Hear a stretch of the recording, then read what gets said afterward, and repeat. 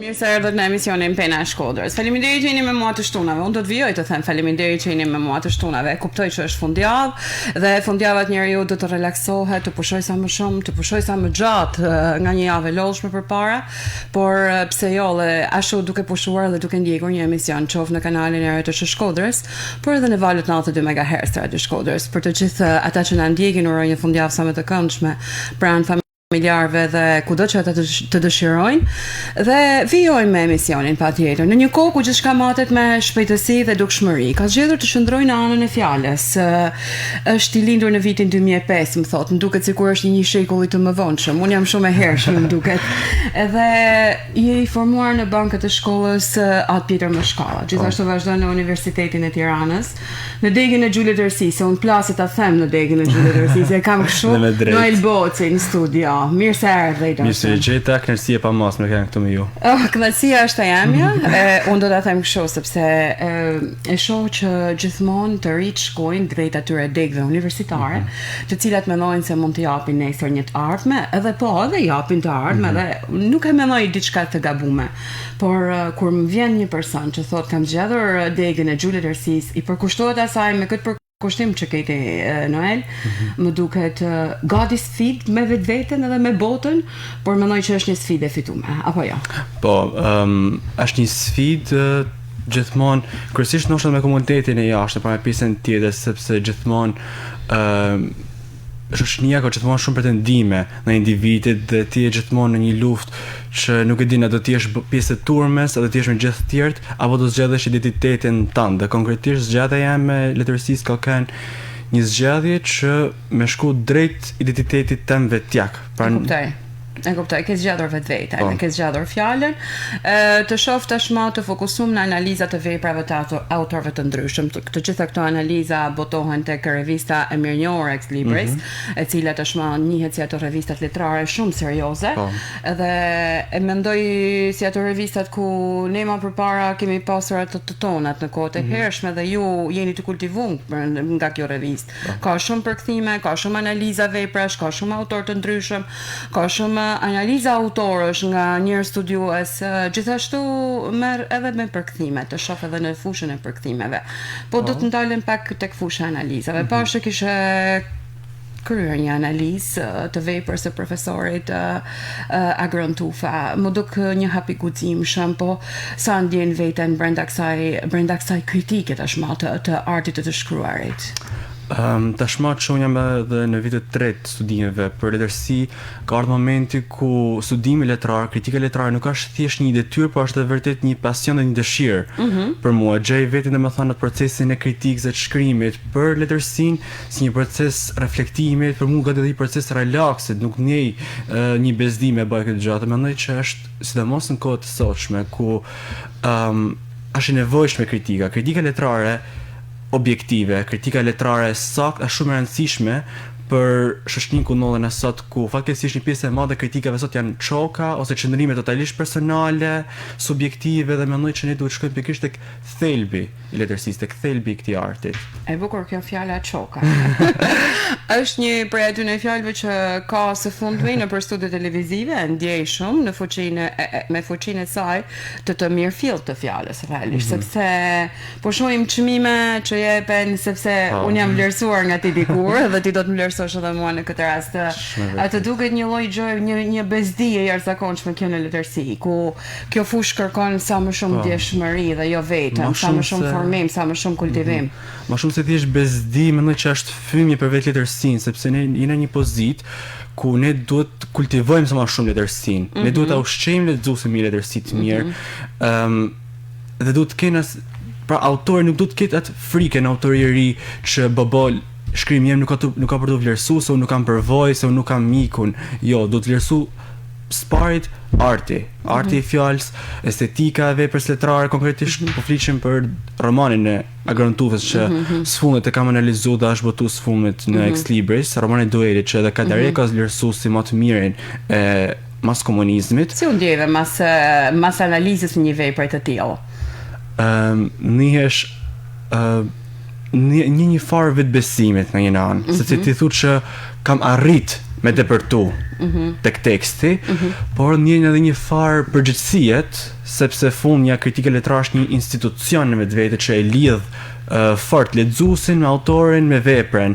Edhe ti dashi pa dashi tu i shku lexuesit dhe lexuesi që lexon nosha kritike para veprës ka për të pas ca premisa ose ca pretendime për atë vepër që ka për ta lexuar. Kështu që është një rol shumë i rëndësishëm mendoj i kritikës letrare. A ke pas kontakt me profesorin në kohën që kisha analizën, ki dashtë skerime nga ana ti, asnjë kontakt thjesht Nuk kam taku asnjëherë me të, nuk jam kontaktuar me të, jam vetëm një lexues i apasionuar edhe i veprës ti letrare, edhe i përkthimeve të tij dhe i studimeve të tij. Faktikisht kush nuk do të ishte i apasionuar mas përkthimeve, mas veprave të profesor Agrantufës. Absolutisht. Një shkrimtar i cili na prezanton denjësisht me botën, tashmë ai nuk jeton në Shqipëri, por kudo që jeton ai firma ti ajo zhurma e penës ti njihet shumë mirë, do ta them zhurma sepse kaligrafia ti njihet shumë mirë dhe unë mendoj se është nga një ata profesor që ja vlen ta ndjekësh, ja vlen ta analizosh veprën e tij, ja vlen edhe ti analizosh edhe shkrimet, por edhe poezitë e tij që i ka të gjitha të mrekullueshme. Absolutisht, ka sjellë vërtet një poetik moderne dhe një estetik moderne të veçantë në letrat shqipe. Sidomos duke se është një autor i mas 90, se po të shohim kretë letërsia mas 90 është një kompensim i mungesës së lirisë artistike të 40 viteve në komunizëm. Por po të shohim që nëse në lëmin e veprave ka vepra që ndoshta e teprojnë ose janë pak extra, pikërisht me këtë tendencën e tyre që me kompensu të anë mungesë, profesor Agroni ka një harmoni dhe një pastërti estetike në veprën e tij, pra sado që ai thyn tabut kulturore, sociale në veprën e tij, është një vepër me një ekselencë artistike. Çka shoh unë përballë është hera parë që takohemi bashkë. Duhet ta themi këtë edhe live pa diskutim, edhe e kam zakon të sjell në studio njerëz të bukur. Dhe djem të bukur gjithashtu. Por ajo që unë vërej është se do të kemi një analist, një kritik letrar në të ardhmen. Është disi e guximshme të jesh kritik letrar në këtë kohë? Po thuaj se shterë. Po thuaj se është e guximshme, është e rrezikshme ndoshta deri diku. Sepse njerëzit gjithmonë janë shumë të gatshëm për lëvdata, jo gjithmonë për kritika. Absolutisht. Por siç e thash edhe pak më parë, roli i kritikës letrare për mendimin tim është shumë i rëndësishëm në Shqipërinë e sotshme. Është një moment ku studimet letrare shqipe dhe kritika letrare shqipe duhet të përditësohet, mendoj, edhe me teoritë moderne, me çastet moderne që sot gjenden edhe për Europë dhe në botë, dhe pra, dhe me thënë, në botë letërsia ka avancuar me hapa të tjerë. Por mendoj që Shqipëria nuk mbetet pas. Mendoj që tashmë kemi shkrimtarë dhe të njohur jashtë kufive. Ne marrim profesor Idvan Dibrën, kemi profesor Stefan Çefalikun, Primosh Llaku e shumë të tjerë tashmë që vlerësohen, përkthehen. Nuk e di se sa merren për studim, por profesor Idvan Dibra është i çasur goxha me ambientin e jashtë kufive të Shqipërisë. Është një hap shumë i madh ky. Edhe në këtë kohë që ti dëshiron të bësh tashmë edhe kritikën e kësaj letërsie është një hap i guximshëm, por jo i pamundur, jo i pa realizueshëm. Jo vetëm i pamundur dhe i pa realizueshëm, por mendoj që duhet realizohet, sepse ne fundja ne nuk e dimë nëse këto vepra të sotshme do të jenë nesër mas nesër pjesë e asaj që ne njohim me quajt si kanoni letrar. Dhe është e nevojshme që ne të çasena këtyre veprave të bashkëkohësisë, dhe të shohim pikërisht vlerën e tyre artistike, deri diku ndoshta pse jo vlerën kulturore që kanë në kontekstin aktual, si dhe vlerat që mund të bëjnë që ti përkasin këtij kanoni në të ardhshme. Pra është e nevojshme gjithmonë që një vepër të përballet me kritiken bashkëkohore, por edhe të shihet në vazhdimsi si ka për të ecë, sepse gjithmonë koha është ajo që vlerëson për mendimin tim. Koha është ajo që tregon, është një tregues shumë i mirë, i shumë çka më për te. Tashmë në vitin e fundit në bachelor për gjulletërsi, ka ndryshuar të pak metodologjia të mësuenit në unë i kujtoj në kohët, nuk po e them para sa vitesh. Shumë vitesh, kujtoj degë të ndryshme ose lëndë të ndryshme, jo degë të ndryshme, lëndë të ndryshme të kësaj dege, por nga një herë disi të lodhshme, disiplina shumë të forta realisht. Shumë, edhe programet nuk janë më të njëjtat, po Disiplina mbetet gjithsesi Disiplina mbetet e frikshme, sfiduese, shumë sfiduese. Domethënë kur kam shku me mjek zhvillimtari në Tiranë, më ka dalë disha krejt tjetër domethënë nga çfarë prisha, por mu më ka surprizu për mirë, me thënë drejtën. Deri tash ka marrë vërtet një formim shumë të madh letrar, kulturor dhe kur takohem nga herë me njerëz them që unë nuk e do bëj shkollë të zhvillimtari, të marr edhe histori, edhe antropologji dhe filozofi, pra është ke të gjitha all inclusive. Dimension shumë i madh. Kjo ndodh me të gjitha degët faktikisht nëpër universitete, shumë shpesh themi sa shumë janë lënë të qasuna që nuk janë lidhje ndoshta me atë çka unë do të bëj, por në fund të një rrugtimi e kupton se gjithë secila është një connection, një lidhje që na duhet faktikisht për të ardhmen. Unë e shoh një degë shumë fuqishme, edhe pse sot duket sikur i ka rënë ajo shkëlqimi i kësaj degë zhvillimtarisë. Po ta mendoj mirë, është një anë shumë e mirë e komunikimit. Komunikimi është marrëdhënie me publikun. Edhe nëse ti nuk ke fjalën e duhur, sentencat e duhura, ti nuk mund të jesh kurrë një komunikues shumë i mirë. Absolutisht, gjuha është shpërfaqja më e plotë i identitetit ton, çastive tona, marrëdhëniet që ne vendosim me njëri tjetrin dhe pikërisht studimi i zhvillimtarisë, por edhe në mos studimi, pasioni dhe ndjekja e vazhdueshme e librit është një gjë që ty vërtet të ndihmon komunikimin e përditshëm, por dhe ajo që unë vlerësoj më tepër tek leximi dhe tek studimi i letërsisë është kultivimi dhe zhvillimi i mendimit kritik. Mendoj që një epokë si e sotshmja ku inteligjenca artificiale, teknologjia kanë marrë një zhvillim të jashtëzakonshëm dhe janë pallnashme nga përditshmëria nga jeta jone personale dhe sociale dhe raporti me tjerët, jo vetëm zhvillimtarësia, po krejt shkencat humane për mendimin tem, të gjithë humanitetet janë masat nevojshme që me ndërtu këtë mendim kritik, këtë mendim tonin personal dhe të pa varur nga doktrina shumicës. Më pëlqen shumë kjo që the. Ka shumë terma që të rit në moshën tonë nuk i përdorin. Dhe vjen shumë mirë që ti e kultivon në këtë mënyrë. Ma trego pak për autor që ndikojnë në formimin tënd. Që ti vazhdon të lexosh, unë e di që ka një grup libra që vijnë bashkë me secilin prej viteve që ndjek në bachelor, domethënë, edhe të semestreve, jo vetëm thjesht të viteve. Do nalem si në autor të letërsisë botërore ashtu dhe të saj shqipe. Absolutisht, që mendoj që rinia shqiptare duhet shumë të lexojnë letërsinë shqipe sepse ka jashtëzakonisht shumë autor të mirë që ndoshta na mësu mos me i dash shumë sepse na mësu me lexu thjesht si tekste shkollore për analiza ose na mësu atë idenë që hajs janë shqiptar, po në fakt ka autor jashtëzakonshëm shqiptar. Për mua që është vazhdon të jetë më i dashur është absolutisht Migjeni.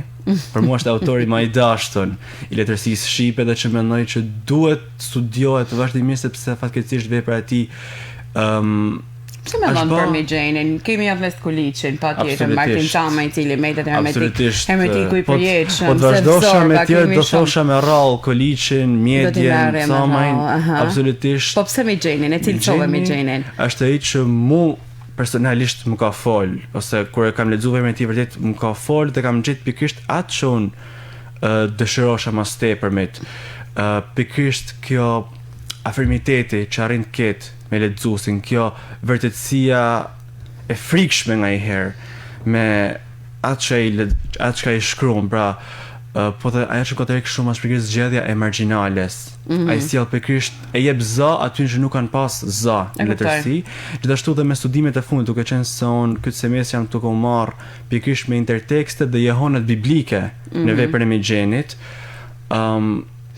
Interteksti biblik në veprën e Migjenit, rikrijimi i miteve biblike i jep një dimension shumë të madh universal veprës tij dhe e bën domethënë të japë një thellësi shpirtërore dhe emocionale që e lidh maksimalisht me qenien njerëzore.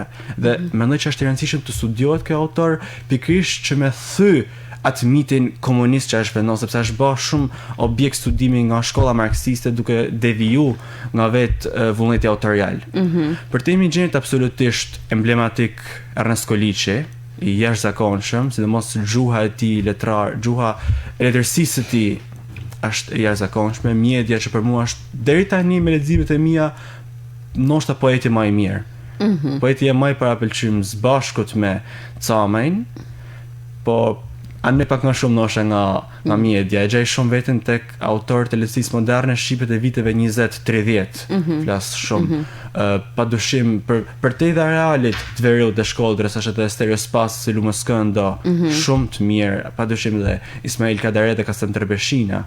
Po për mu ajo treshja jame absolute nga lehtësia shqipe deri tani janë Migjen College Media. Përse për lehtësisë botërore, Bulgakovi me romanin e tij Mishti Margarita është absolut i preferuar dhe çm ka ndiku. Ka qenë dikush që ti ka të ka thënë dëshirën për me lexu këto ose të ka thënë hidhje një syptin e veprave.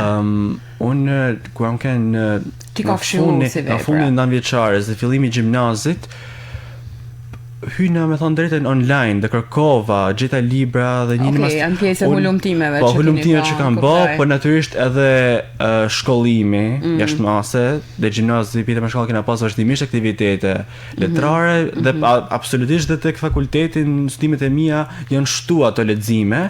Mu më ndodhi që lexova më parë në adoleshencë veprën e Tolstojt, Ana Karenina, dhe ajo filloi me është një prej atyre veprave që lën shaj kushdo që lexon në adoleshencë. Aty filloi dashuria për pikërisht për këtë letërsinë klasike dhe klasiko-moderne, klasike dhe ruse, sepse ruset e kishin shumë më letërsia ruse është absolutisht më e preferuar me Bulgakovin, me Dostojevskin, me Tolstojin, me Çehovin, me Gogolin. Po dhe për te rusës edhe krit areali slav është shumë i bukur në letërsinë e tij, Milan Kundera është i jashtëzakonshëm. Mendoj që duhet jepet vëmendje dhe letërsisë ballkanike në fakt. Ka shumë autor të mirë në letërsinë moderne ballkanike si Niko Kazanxhaçi, që për mendimin tim është krim që nuk është aq i njoftën sa autor të tjerë modern. Për mendimin tim është pothuajse një nivel me autor. Është një autor shumë i thellë, faktikisht. Po flasim qoftë për Konderën, qoftë për Kazanxhaçin, i cili përket territorit grek. Por është një prej atyre autorëve që ka një thellësi të jashtëzakonshme, po pothuajse edhe filozofinë që ai e merr nga të parët e tij realisht, e sjell të ndërthurën shumë bukur në veprat e tij. Mendoj që e kam lexuar disa prej veprave të Kazanxhaçis dhe është një autor që vlen edhe të realisht të studiohet edhe më thellë. Faktikisht për mënyrën se si ka ndërthurë edhe filozofinë, artin e tij të shkruarit. Për mua romani kishte kërcyer përsëria ka një roman që ka lënë gjumën më të madhe tek unë nga ana flas nga ana spirituale, jo vetëm ana intelektuale, po nga ana tjetër mendoj që romani Zorba është nga ato romane që duhet të lexoj absolutisht gjithkush në jetën e tij. Një herë një duhet lexu pa diskutim. Cilat kanë nga ato vepra që një herë një duhet lexu. E kuptoj që e filluam me Ana Kareninën. Në adoleshencë unë ja kisha këshilluar adoleshentëve të lexojnë pak letërsi ruse, se nuk i ban keq. Absolutisht. Cilat janë ato vepra tjera? Patjetër që ni thamë Migjenin, Ermieden, Ernest Kuliçin, duhet lexuar njëna se s'ban nga veprat e Kuliçit, por mos më fol të paktën lexoni Hijen e Maleve, të paktën Hijen e Maleve, absolutisht e tregtar. Jo tregtar flam. Do e thoshim tregtar flam, pa diskutim, por edhe Hija e Maleve është e veçantë dhe e bukur. Tjetër kë kishe këshilluar të rit me lexim. Absolutisht romanin temat preferuar, Mishti e Margarita e Mikhail Bulgakovit, i jashtëzakonshëm nga ana letrare artistike, filozofike, teologjike e me radh, romanet e Dostojevskit, veçanërisht Krimin ndërshkim mund të jetë ndoshta më tërheqës për lexuesi, po unë mendoj Vëllezër Karamazov shkroi vepra vërtet. Më mirë. Dostojevskit. Të dyja janë të bukura. Realisht secila mund të më u pa me një sy tjetër të ndryshëm ja të gjashtë. Mund të jetë vërtet një zhvillim i poetikës dhe filozofisë të Dostojevskit midis këtyre veprave. Vepra Albert Camus, veçanërisht romani I Huaji, vepra Franz Kafkës me Procesin dhe Metamorfoze, mendoj që janë dy vepra që duhet të lexohen se s'ban nga çdo individ. Është edhe I domosdoshëm, duket edhe në gjimnazaja është edhe kështu. Fatmirësisht lexohet në gjimnaz. I Huaji dhe Metamorfoza. Po dhe Metamorfoza.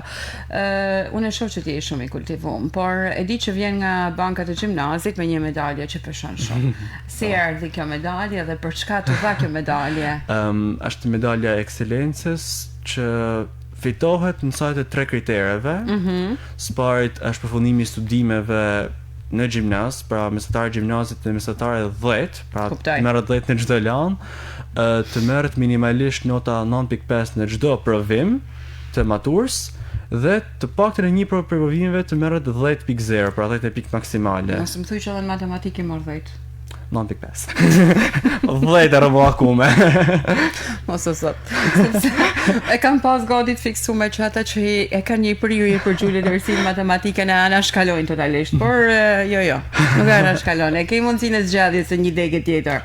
Ke ko prap. Unë fakt në matur kam në klasë matematikës dhe fizikës me thonë drejten. Po. E pra, e shikojmë, e gjetëm se edhe një e kam pas edhe pak tërë. Kështu, po mandej u ktheva në vete, mandej.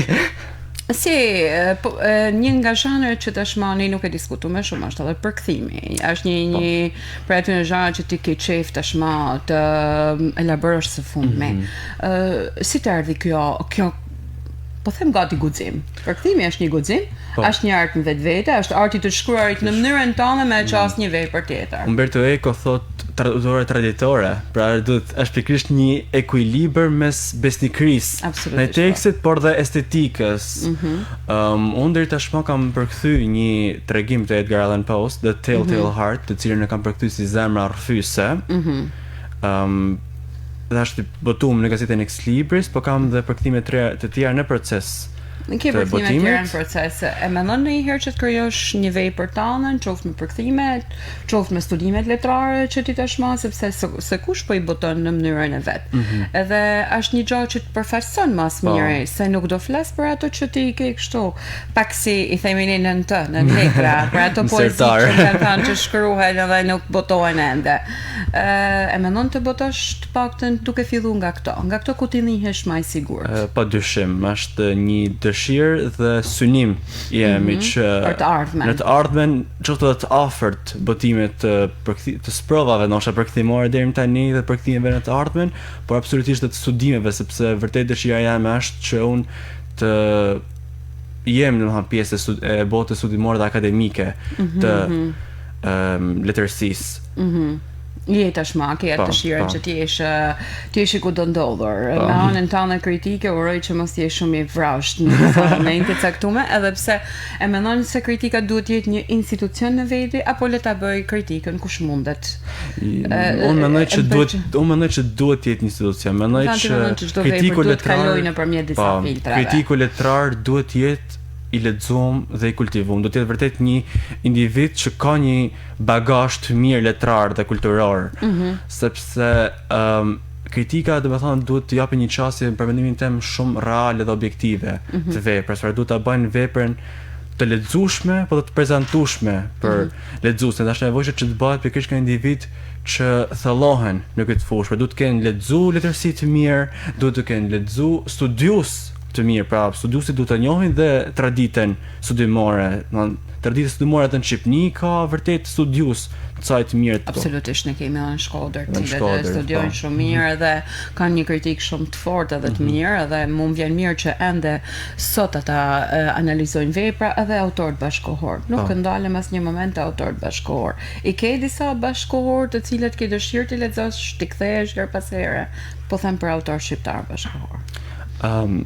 Le të themi që pse i kanë profesor Agron Tufa. Agron Tufa kanë një autor që më ka pëlqyer jashtë masë vërtet.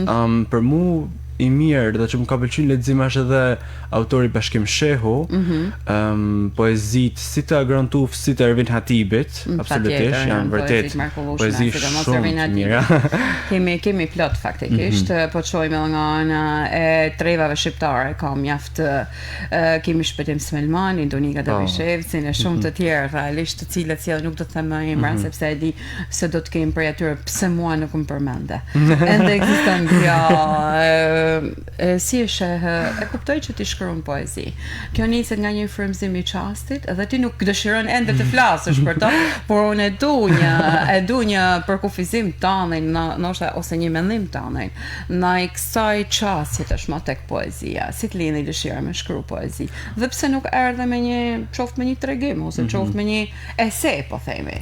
Unë do të jem shumë i sinqert, nuk kultivoj dhe atë shumë artin poetik, shkruaj nga një herë, i maj për veti ndoshta më tepër.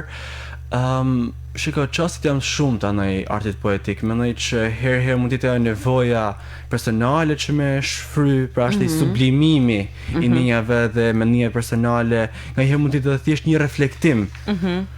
Po mendoj që në thelb poezia e ka natyrën subjektive të veten. Pra mendoj që aty e pikërisht gati si një ditarin tim nga një herë. Nga gati si ditari tim. Gati si Po kështu fillohet faktikisht. Me një copës ditari, edhe pastaj nuk e di se si, po rrëmbehesh edhe kalon drejt një publikimi. E ke frikën se mos humbë idealizmin apo guximin gjatë këtij rrugtimi? Kemi qasje të ndryshme, kemi ardhje të ndryshme, kemi njerëz të ndryshëm të cilët kërkojnë secili ndoshta që të ulë një vetë vlerësim ose një vetë besim në idealizmit ose si thonë në guzimit që ke për këtë mënyrë tonë të folunit. Për momentin ti i ke të dyja. Unë mendoj që njeriu duhet të ketë për mua është e pamundë që njeriu mos ketë parimet e veta. Absolutisht. Unë mendoj që çdo njeri duhet të ketë parimet e veta me të cilat nuk bën dot kompromise.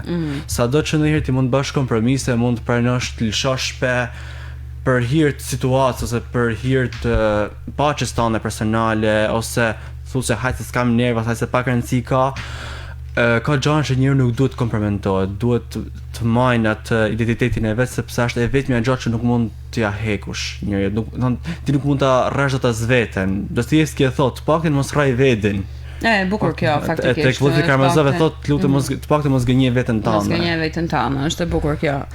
Mbase do të nalen e shumë më gjatë në një moment kur ti botash ato që ke nis. Jo se ti i pa botum, ti je tashmë i botum qoftë edhe me përkthimin që ke bë dhe me anën tënde studimore. Edhe më vjen mirë që gjatë këtij brezini po rrisim edhe studios, po kultivohen studios, të cilët do të jetë manza. Nesër do më majt me hatër, pa diskutim për një vepër tjetër. E pres prej teje po çeshem pa diskutim sepse e shoh një vepër si një krijesë që krijohet për një personi, por tashma çdo krijesë është perfekte. Ka anë të saj edhe unë i mirëpres të dyja, në çdo kohë i mirëpres dhe edhe ana kritike i bën mirë çdo lloj shkrimtari. Sepse kritikën ne duhet kritikën nuk duhet në Shqipëri kritika ka marrë një konotacion një ngjyrë shumë negative. Kritika nuk do të thonë që domosdo të thuash se ç'është e keqe për një vepër. Kritika është pikërisht të gjesh vlerat në një vepër. Thelbi i kritikës letrare është gjetja e vlerave letrare artistike në radhë të parë në një vepër, sepse vlera kulturore, sociale mund të gjejmë pa dyshim në thuajse në çdo vepër. Po kjo është ajo që diferencon ligjërimin letrar nga ligjërimi i përditshëm, gazetaresk, bisedor, shkencor, është pikërisht tharmi artistik, gjuha artistike. E kuptoj.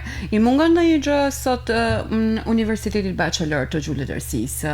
Do të kishe një qasje ndryshe, do të kishe një dëshirë të kishe një qasje më të gjatë, qoftë edhe nga ana e mënyrave se si bëhen ato urat lidhse me vendet e huaja ndoshta. Do të kishe dashur mos ishin krejt formën e Erasmus, disi më të shkurtë, disi me trajnime me gjëra. Absolutisht. Mendoj që do të ishte më shumë gjë e mirë thon trajnimet, workshopet ose punëtortarit. Pjesë të tyre pa diskutim. Po mendoj që binjakzimet, kontaktet me universitetet e huaja, nuk të pëlqen termi të huaja, universitetet e botës të Europës, nuk më pëlqen shumë termi të huaja.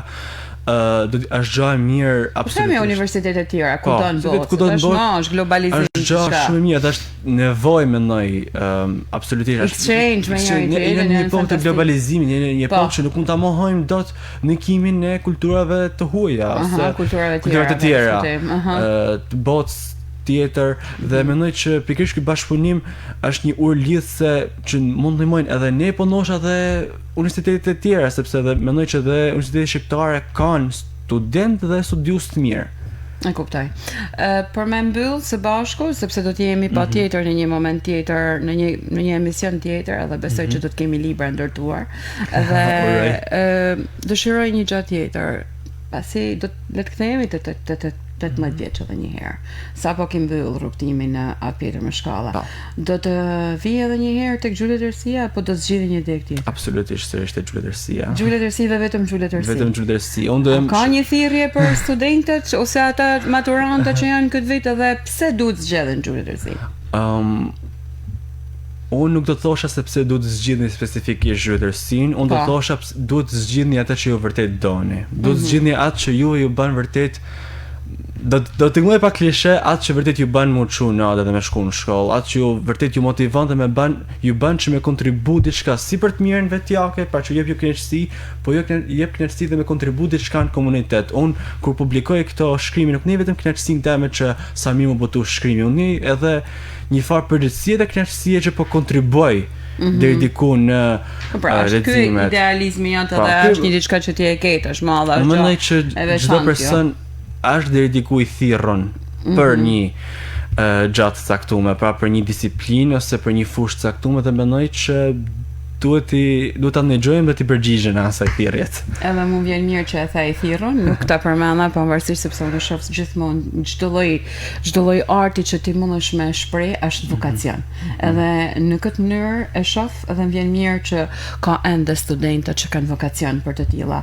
Unë të uroj shumë suksese i dashur. Shumë faleminderit. Dhe patjetër që do të kemi një pjesë tjetër të emisionit dhe së bashku do të shkputemi këtu për të ndjekur pjesën e dytë të emisionit Pena e Shkodrës.